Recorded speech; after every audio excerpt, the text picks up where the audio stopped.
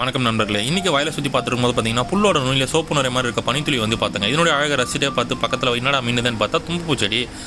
தும்பப்பூ பார்த்தீங்கன்னா தலைபாரம் சீதளம் இருக்கிறவங்க தும்பப்பூ கொஞ்சமாக எடுத்து நல்லெண்ணெய் தேய்ச்சி தலை குளிச்சாங்கன்னா சுடுதண்ணில் குடிச்சாங்கன்னா உடனே நிவாரணம் கிடச்சிருங்க. ஜலதோஷம் இருமல் அவதிப்படுறவங்க தும்பப்பூ நீர் விட்டு கொதிக்க வச்சு அதனால் சாரை கொடுத்தாங்கன்னா பிரச்சனை உடனே சரியாயிடும்.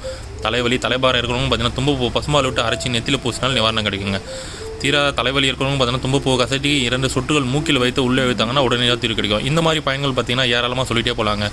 90s கிட்ஸ்லாம் பார்த்தீங்கன்னா இந்த பூவோட பயன்கள் என்னன்னு தெரியாமல் விளையாடி அனுபவங்க. இந்த மாதிரி நீங்களும் அதனுடைய பயன்களை அனுபவிச்சிங்கன்னா கமெண்ட்ஸில் பதிவு பண்ணுங்கள்.